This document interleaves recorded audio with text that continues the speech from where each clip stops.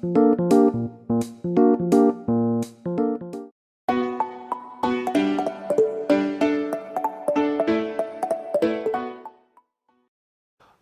우도 추정법이라는 걸 갖고서 이제 그 가장 잘 맞는 그 코에피션트들을 찾아내거든요.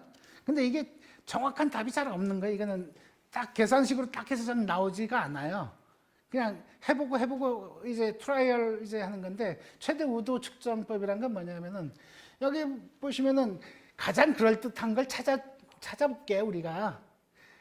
가장 그럴듯한 거, 우도라고 그래서 자꾸 이게 뭐 저렇게 하면 우리가 잘 안 쓰는 말이 헷갈리죠. 우도가 뭐야? 뭐 likelihood. 좋아하는 건가?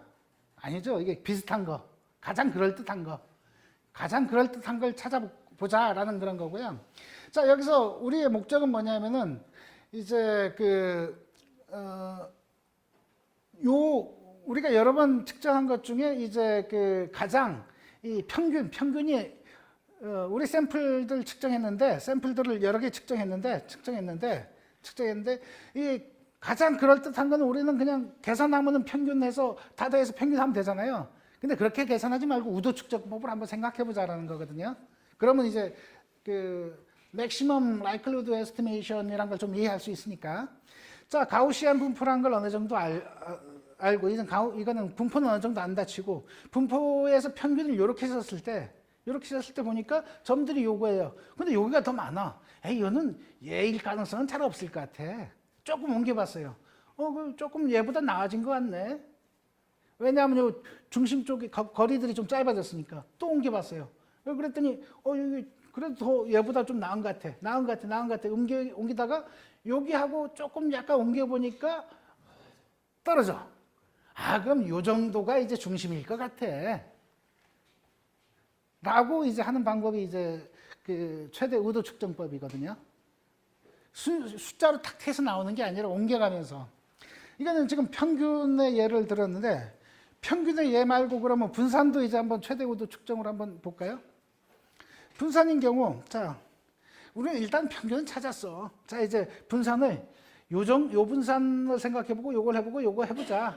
자, 그러면은 요거일 때 하고 요거일 때 요 분포가, 우리가 측정한 분포가 어느 놈이 더 그럴듯한 것 같아 하다 보면 이제 이 중에 하나의 그 분산 정도 값이 나온다 이거죠. 그래서 우리가 최대 우도 측정법으로 한 거는 아까 평균은 얼마고 분산은 얼마야 라고 얘기할 수가 있는 거죠. 그래서 우리가 GLM을 써서 앞에 코에피션트를 구하는 것들은 살짝 옮겨가면서 그걸 잘 찾아준다 이거죠. 사람이 하려면 이제 개수랑 막 해서 막 해야 될 텐데 컴퓨터가 해줘서 빠르게 이제 우리가 얻어낼 수가 있죠. 요것도 애니메이션을 막 넣네. 최대 우도 추정법이란 걸 했고요. 모델 평가하기 실습이 있는데요. 앞에서 우리가 로지스틱 모델을 하셨죠? 이거를 이제 서머리를 하면은 나온 거에다가 이제 데비에이션 분산이나 된 정도, 그 다음에 앞에 코에피션트들이 나오죠. 아까 여기에 넣은 요 놈 앞에 있는 붙는 요게 이제 물론 앞에서 얘기한 것처럼 이게 두 개가 바뀌어서 그 추정치 값들이 서로 반대가 나오긴 하겠죠. 여기서 보시면은 볼 건 뭐냐면 여기서 볼 거는 요 시그니피컨스라는 거예요. 별 3개짜리, 별 2개짜리, 1개짜리, 2개짜리. 그래서 이게 얼마나 중요하냐. 얘들이 중요하다는 건 뭐냐면 얘들이 영향을 미친다는 거거든요. 얘들이 이제 우리 예측에 상당히 영향을 미쳐. 여기서 보시면은 얘들은 어떻게 됐냐면 이게 기준 변환이 돼서 인코딩이 돼서 이제 그 앞에 값들이 되어 있는 거고요. 집에 대한 요거는 별로 그다지 없다 그러고, 나머지 것들은 대부분 다 중요하다고 돼 있네요. 중요하다고 돼 있어서 요 시그니피컨스 코드를 한번 좀 이제 참조해서 여기서 불필요한 걸 빼고서 다시 이제 해보고 하시면 되죠. 근데 손으로 막 하시면 좀 그렇잖아요. 그래서 뭘 한다 그랬죠? 우리가 리니어 리그레션 할 때 스텝 펑션을 쓴다 그랬죠? 스텝 펑션을 써서 제일 최적인 걸 한번 보시면 되죠. 복잡도에 따른 어떤 페널티 같은 걸 준 거예요. 복잡도가 낮은 형태로. 여기 보시면은 likelihood loss. 요게 트레인은 에러가 이렇게 계속해서 이제 줄어드는데, 그냥 줄어드는데, 테스트는 어떻죠? 이제 줄어들다가 어느 정도 가서 더 막 그 훈련시키면 이게 에러가 확 높아지죠. 에러가 높아지죠. 그러면은 요런 걸 우리가 뭐라 그런다 그랬죠? 훈련을 더 시켜서 훈련할 때는 뭐 잘 맞는 것처럼 보였는데 갑자기 이제 실제 일반화시켜서 하려고 그랬다 봤더니 에러가 더 높아져. 오버피팅이라 그랬죠. 여기서 피팅이 돼가는 과정에서 적당히 피팅 됐는데 그걸 더 하려다 보니까 점점 여기서부터 약간 꺾이네요. 꺾이는.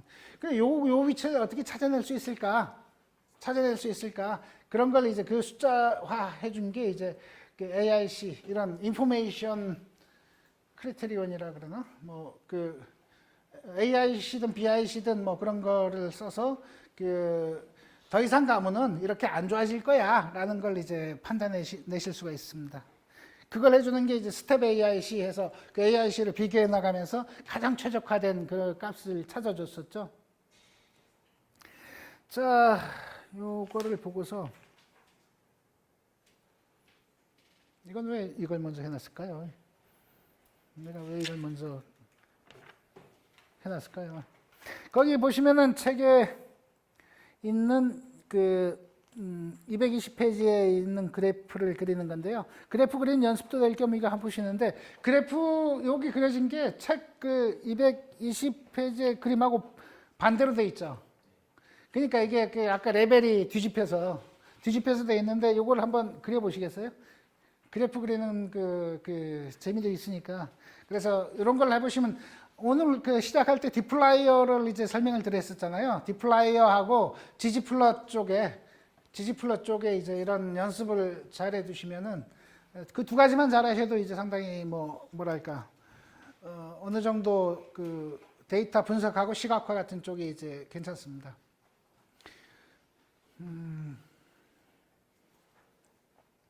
여기서는 이제 그 GAM Generalized Additive 모델을 썼죠. 그래서 이제 요렇게 GAM은 어떤 데 쓰나 그랬죠? 리니어 직선이 아니라 곡선을 이제 알아서 이제 요 위치를 찾아서 이제 해줘라는 걸 이제 했고요. 그때 이제 이런 곡선에 해당되는 놈들은 요 페이먼트 인크리션 레이시하고 보로워 스코어니까 이제 그걸 한번 했는데 여기서 실제로 뭐 한 다음에 나중에 이제 이 각 항목별의 기여도를 이제 해서 적은 다음에 그 레지듀얼을 이제 중에 페이먼트 인크리션 인컴 레이쇼에 대한 부분만 뽑아내서 해서 X축을 이제 페이먼트 인컴 레이쇼를 했고 그 편차를 이제 여기 이제 위아래로 이제 그렸습니다. 그래서 실제 데이터의 그 중간 부분을 찾아서 그린 건데요. 한번 그려보시죠, 뭐.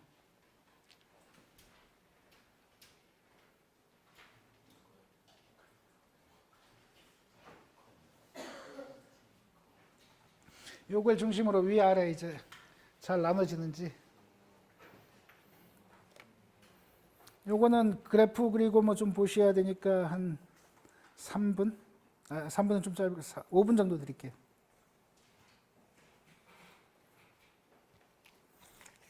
뒤쪽이 좀 시간이 5분은 너무 많이 줬나? 생각보다 뒤에 앞쪽에서 시간을 좀 드리는 바람에 아이고.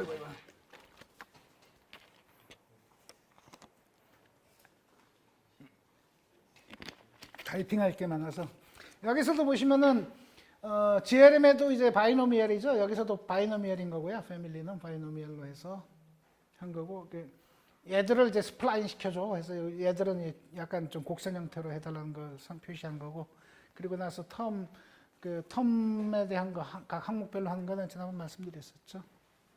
그 다음에 데이터 프레임 만들고 gg플롯이 이제 데이터 프레임에 대한 걸 주로 핸들링하니까 타이디한 데이터를 갖고 처리하는 거라서 요거를 했습니다.